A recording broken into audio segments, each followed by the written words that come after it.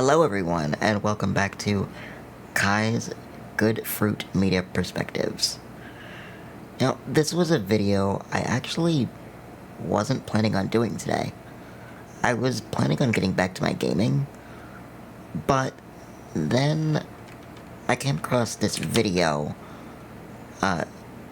in my YouTube, and I wanted to talk about it. I wanted to give my perspective.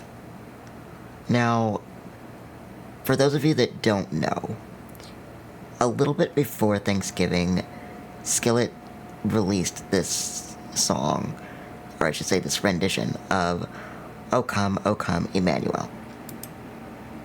And it is getting a lot of, or did get, I don't know if it's still getting it, I think it is, but it was getting a lot of criticism, especially from Christians.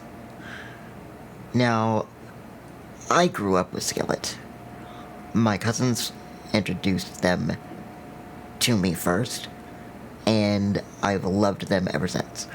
I think that they are doing really good things for the kingdom, and I think that they're just a really good band with some really good people overall.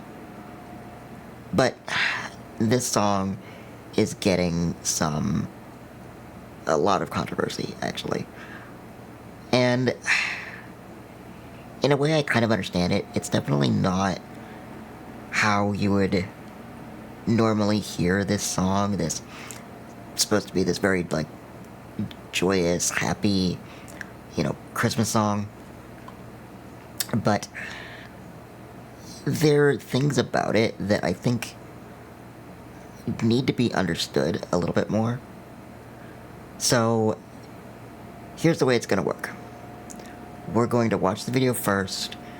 Every once in a while, I'm going to pop in. I'm going to give my perspective because I know that the algorithm doesn't like it if you just watch something all the way through during a reaction. You have to kind of break it up, otherwise it's like, yeah, no, can't do that.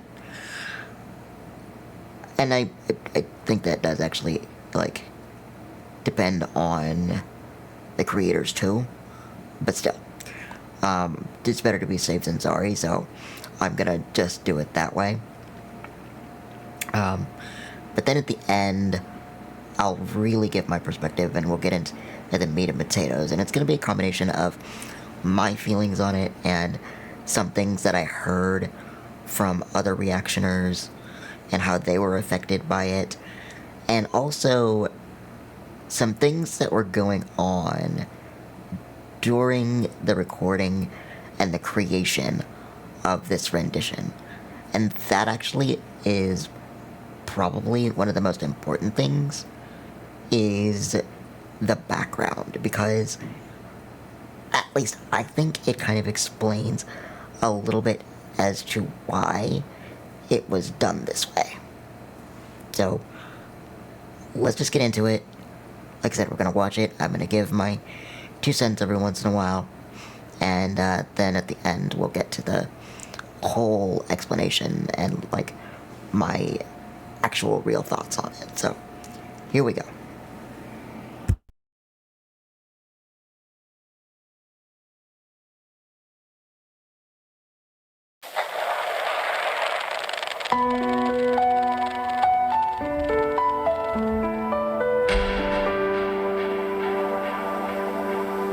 O come, Emmanuel,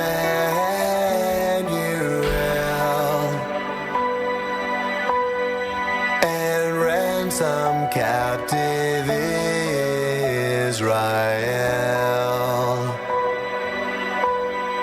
that mourns in lonely exile here, until the Son of God appear.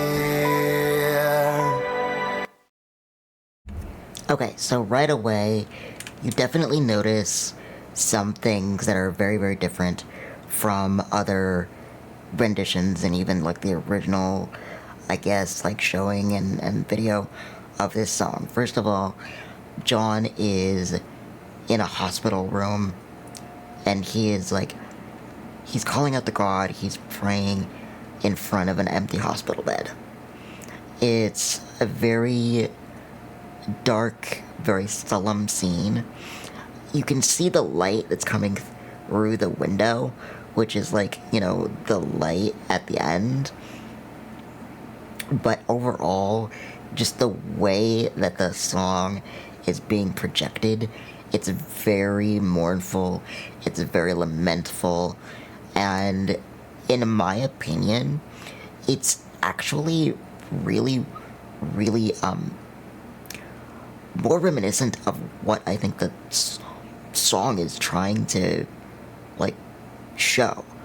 We're used to the kind of more upbeat versions, the more, sort of happy versions, which is good because it has a good message to it. Obviously, it's the coming of Christ. And that's the important thing, too. We always hear this song during Christmas, but in reality, this song, in which I didn't really think about until I watched another reactioner, but this song is more of an Advent song than it is a Christmas song. Advent is the time leading up to the birth of Christ, because it's the time when, obviously Israel is under siege, and they're crying out to God. They're saying, we know what the prophets have said. We know that the Christ is coming. Come to us. We need you. You have to come to us now. We are in this desperate need. And that's a pattern that Israel had gone through, throughout the years, is they would be close to God, then they would rebel, they would get punished, they would lament, and then come back to God. And that's just the way that it went, during this time in Israel's history. So this sort of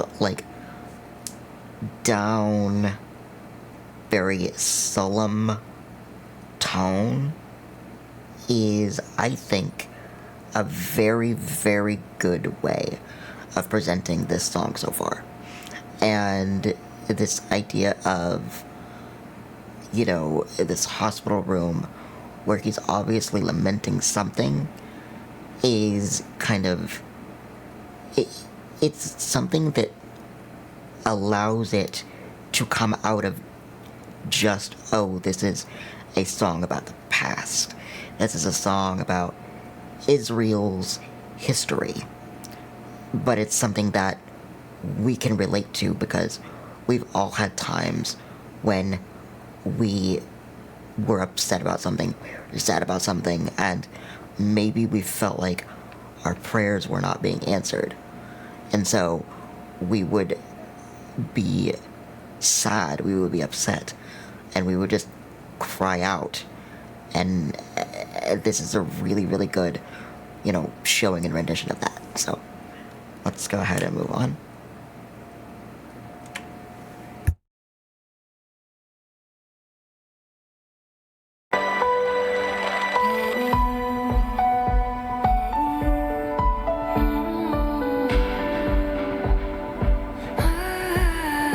Oh, come thou rod of Jesse free, thine own from Satan's tyranny,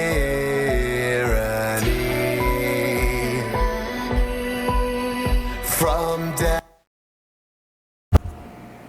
And so again, we have the history talking about, Christ came from the lineage of David. David's father was Jesse. And so the Israelites believed that it was supposed to come from the lineage of Jesse, the lineage of David. That's where the Christ was supposed to come from.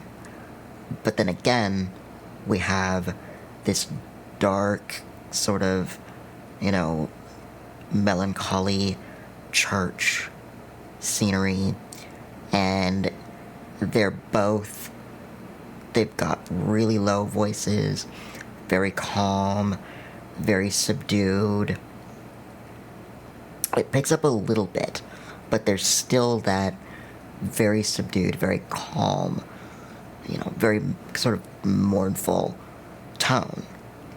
And it's talking about, the Israelites being free from the devil, but it also relates to us being bound by sin, being freed from that, from Christ, and how Christ freed us from that.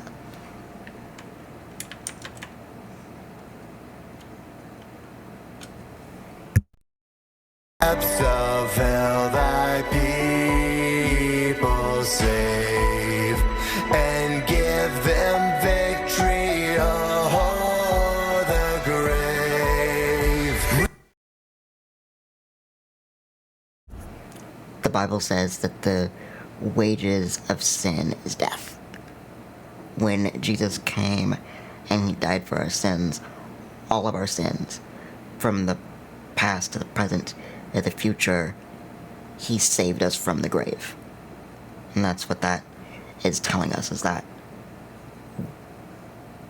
Christ is coming to save not only Israel but the world from the grave.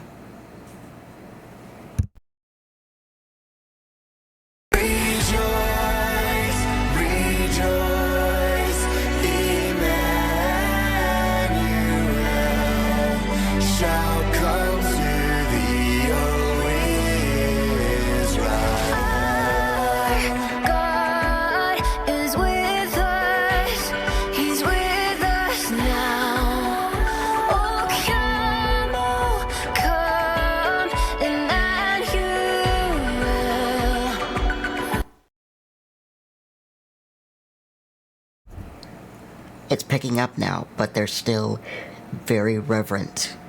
They're still very calm. And you're seeing now that the light of Christ that they're calling, that they're asking to come, is coming now. You're seeing the light filter through the windows and how it's lighting up the church. It's still very dark, but that light is coming through and it's casting through the darkness.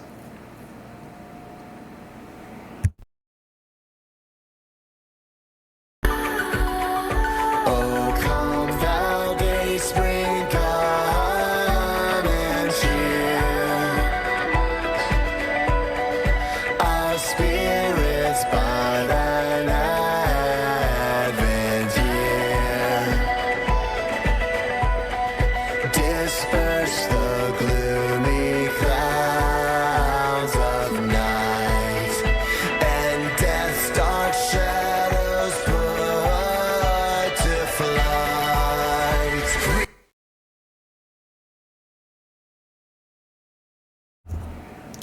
So now we go back into this hospital room with John, and he's still, obviously going through something. He's working through something as a part of this scene. But now you can see, as with the church, the light is coming through the window even brighter, and his tone is picking up.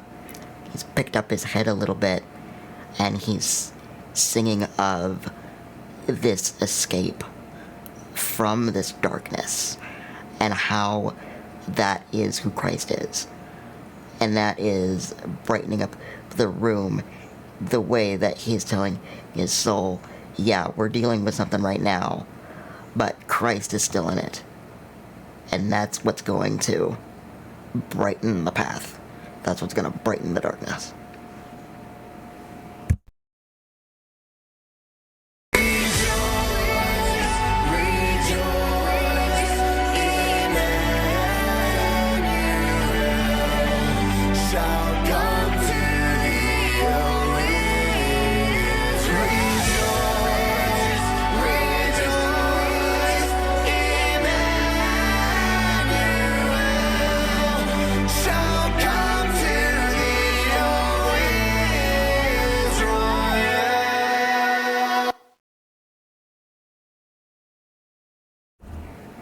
Okay, we're getting to the controversial part. It's up next, but I wanted to stop here for a moment before that and talk about a little bit, get more into what I was talking about earlier. How now, as they become more hopeful, as they become more alive in the spirit, the light is enveloping them now, because that mournful spirit that they were feeling, now that they're feeling the grace of God and the power of Christ, now it's enveloping them, and it's shown through this way that the camera is becoming very, very oversaturated and just bright. It kind of hurts your eyes if you're in the dark, but that's the way it is. If you're in the dark for so long and suddenly you turn a light on, it's gonna hurt your eyes. So that's what this is. Now we're getting to the controversial part. And to me, like I said, I don't really think of it as controversial. But again, I have my own perspective, and that's what I'm going to share at the end. So here we go.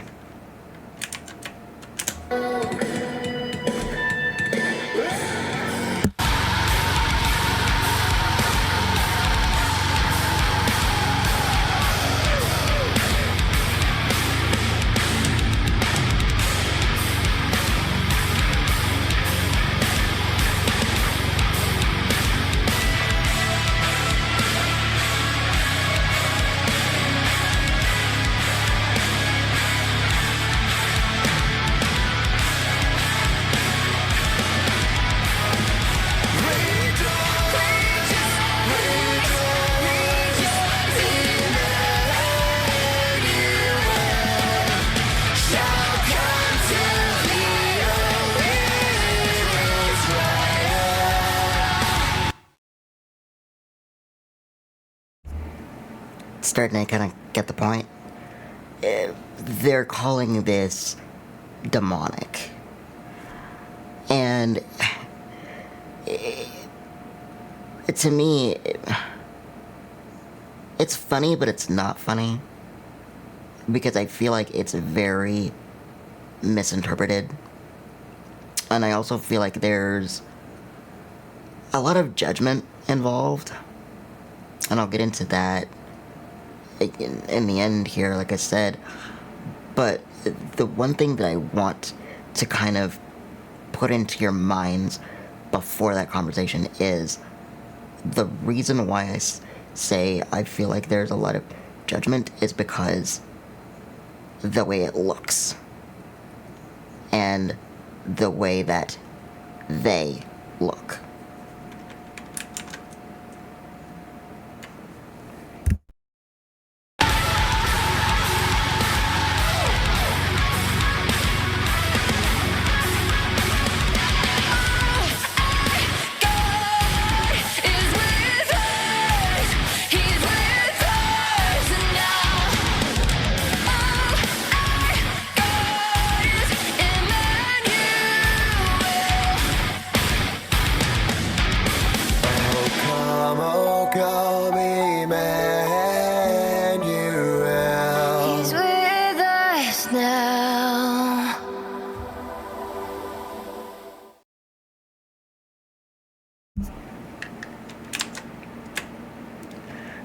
Okay, so that's it. It's really the back end of the song that everybody seems to, not everybody, but people seem to have an issue with. And on the one hand, I can kind of understand their point of view, but I still think that it's wrong. I still think that it's incorrect. And here's the reason why. So, the majority of the song is, I think the whole song, but the majority up to that point is very, like I said, very melancholy, very reverent, just nice and relaxed. And then it picks up and you have this really, rock, very hard version of the chorus. And like I said, that seems to be the part that people seem to have a problem with. I think there is a degree of judgment here. I think that's number one. Because when you look at Skillet, when you look at John and the rest of the band members, they're wearing all black, they've just got this very edginess to them in their style, in, the way that things are manicured, and it looks rebellious, right? And so there's this point of view of they look that way, so that must be the way in which they act. And then you have the music that goes on top of that, and it's very loud, it's very, rambunctious, it's very in your face, and some people have a very, judgmental feeling towards that.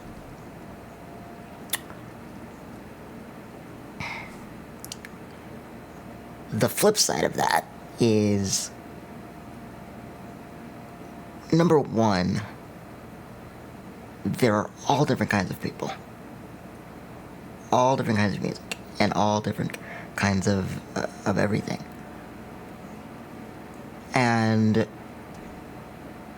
when God gives you a talent, when He puts something on your heart, especially ministry, and it's really what Skillet is. It's ministry. It's musical ministry.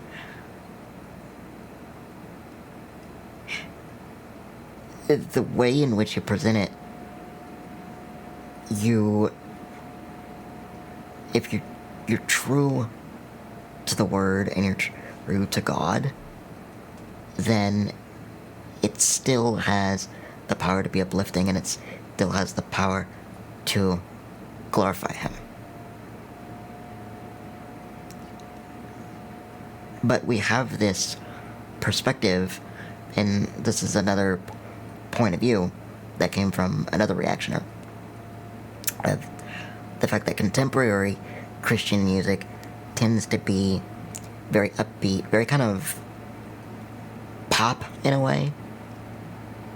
And that was not that. That was hard rock. That was very, very edgy, very, very, as I said before, in your face, and just rah, right?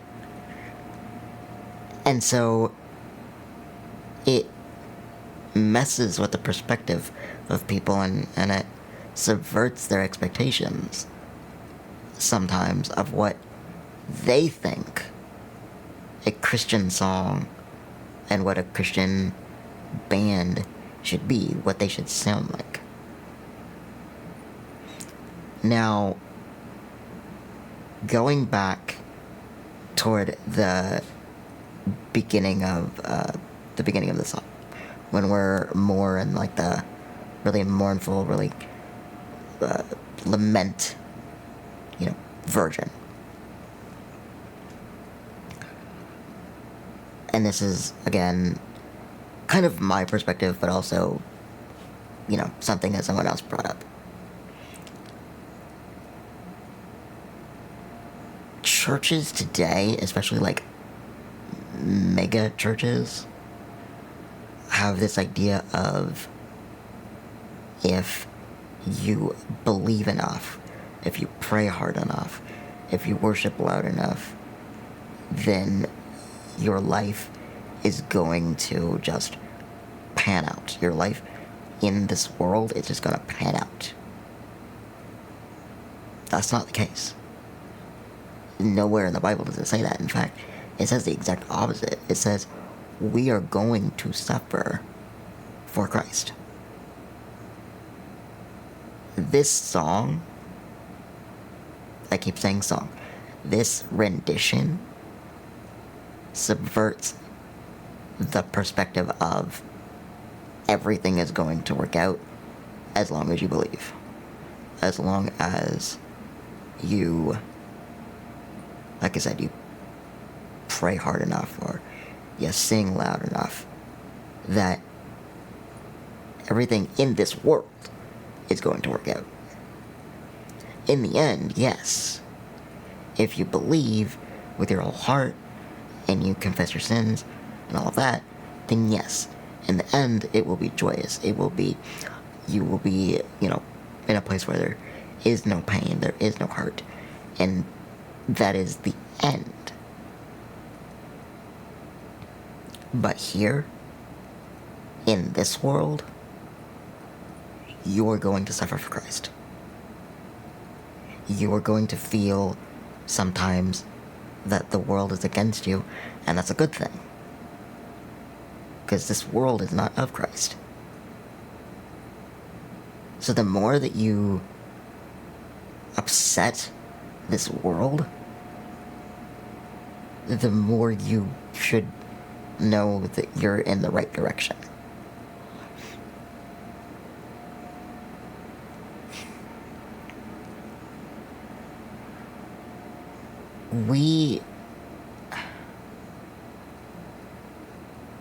We've grown up in this atmosphere where we think that everything is just going to be perfect. That's not true. And we learn that every single day. And personally, I think the message of, oh, it's gonna work out as long as you believe hard enough, is what drives a lot of people away. Because they hear that and they're like, yes, this makes me feel good, this makes me feel really great, and then life hits you and it smacks you in the face. And suddenly you're like, this didn't work out. Why didn't it work out? And there's this guilt that starts to creep in. It's like, well, was it not enough? Did I do something wrong? Was it something that... And sometimes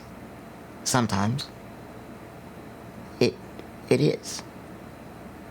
Because, sin creeps in and that can block blessings. It does block blessings. But other times,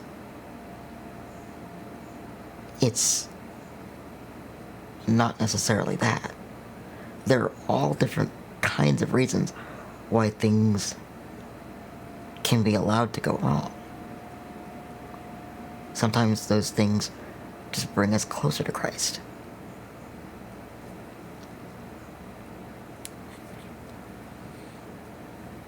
And so, when you have this rendition that subverts that very popular belief and turns it into what people actually see,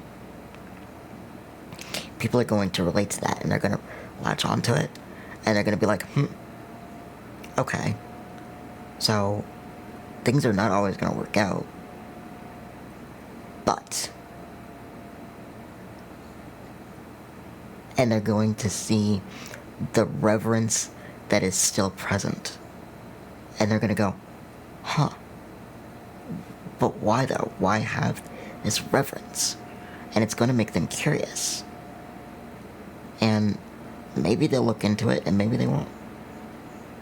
But the idea is always, it's going to be there. It's going to be in their minds. It's going to be in their hearts. And they're going to have that curiosity of like, if everything is going wrong, why do you bother with this? And if they do decide to look more into it, if they do decide to be like, I want to understand this, And guess what? There is a real possibility that that will bring them to Christ.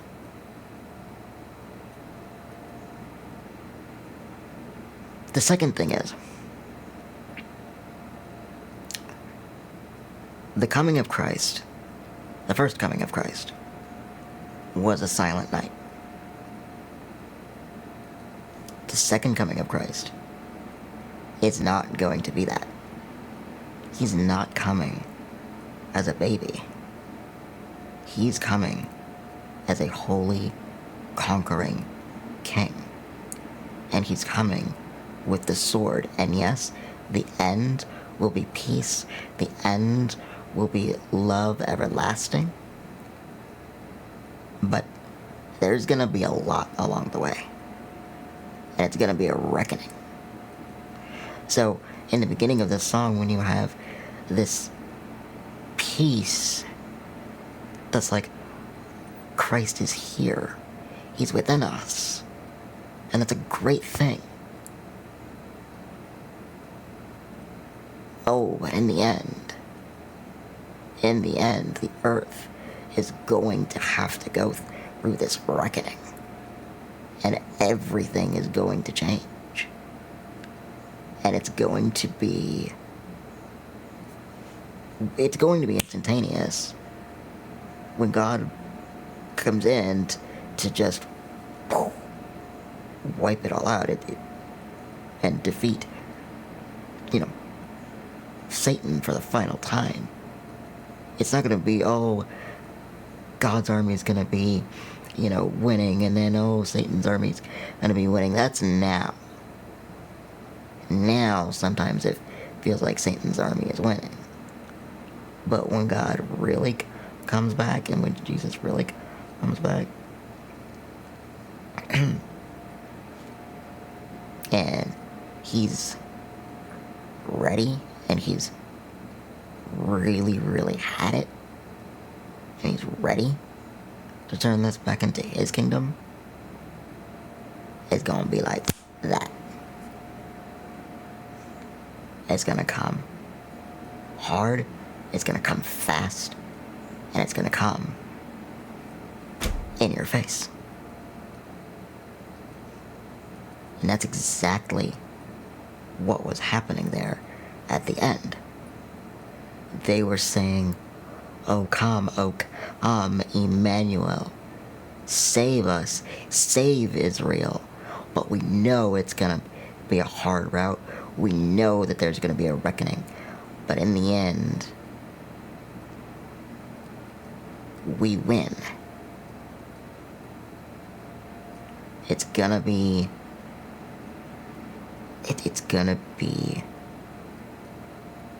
harsh, because a holy judgment is harsh, but in the end it is going to be oh so beautiful. And that's that instantaneous change at the very end, after the whole guitar riff, and then it just goes back to him in the church. And he's back to being soft. And he's at peace. That's what it's gonna be.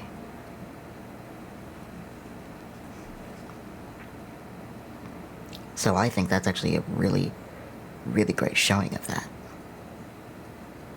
Of how, truthfully, it will be. And if people understand that, then that's going to be part of it. Because some people are going to be like, oh, that's too much. It's too harsh. I don't want to be a part of that. And they're not going to have a choice. They're going to be a part of it, but they'll have made their decision. And they'll be like, okay, well, I'm not going to stand with this God who's going to come and judge me. I'm going to go my own way. And it's going to be a bad time. But in the end, when all is said and done, is going to be peace.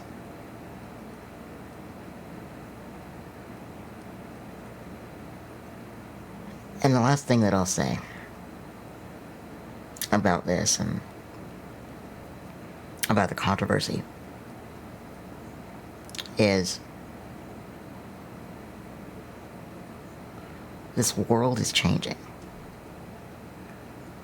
Skillet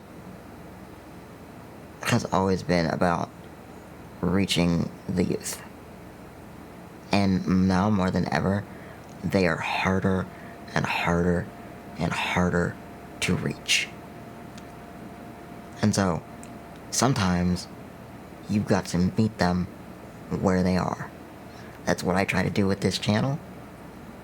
That's why, so far, I've used basically anime, because that is a very popular,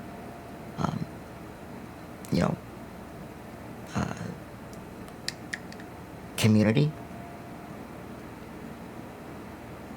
And if I can reach people through that, meet them as they are, where they are, but love them too much to let them stay that way, and show them a different way through that, then I'll know that God has succeeded through me. It's the same thing here. Skillet is loud, they're boisterous, they are rough, they are in your face. Some people need that. Some people need that in order to get through to them. So, you have this whole genre dedicated to that. To reaching those people. No, Skillet's music is not for everybody. But it doesn't make it evil. It doesn't make it demonic. It doesn't make it against God. You've got to listen to the message. You've got to see their actions and what they stand for. Not just look at the way that they're dressed or styled, and the way that their music is just headbanging and loud. You've got to look at who they are and what they're trying to convey. And that's the only way you are really going to not only understand Skillet, but understand every single person that you meet. And that's just the way it is. So this rendition, I full-heartedly believe it is of Christ.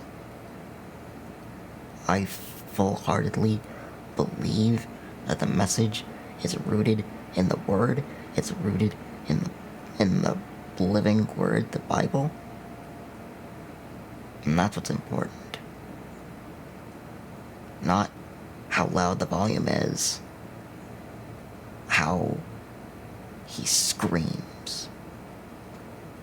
Oh, and... okay, so I said that would be the last thing. This is going to be the last thing. Because I did say that we needed to kind of understand what was going on while this song was being created. So, around the time that they were recording, around the time that they, I think it was around the time that, like, the whole guitar part was being created, is when the Charlie Kirk stuff went down. And, you know, John talks about it in an interview. And I'll link that interview below.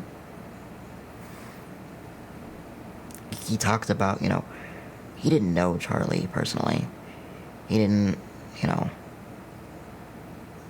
but he knew of him. He knew of people that were affected by him. And he felt in his heart that this was wrong. Just fundamentally, something was wrong. And so,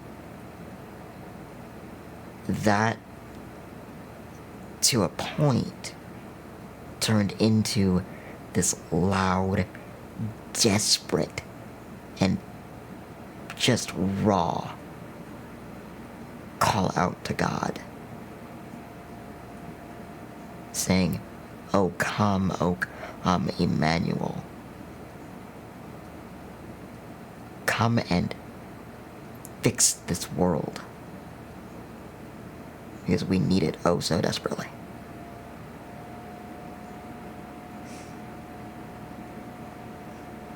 So that's it.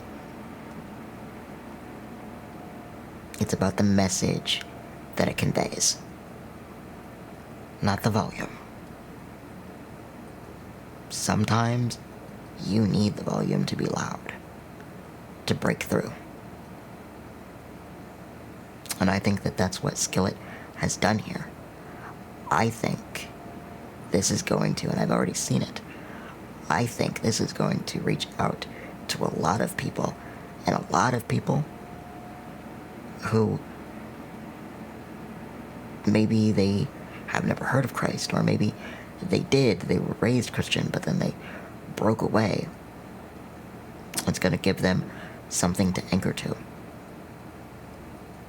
And they're either going to get curious, or they might go, maybe I missed something when I walked away from this. And I really do think that it's going to do good things for the kingdom. I really do think it is going to bring people to the Lord. And that is the most important thing of all.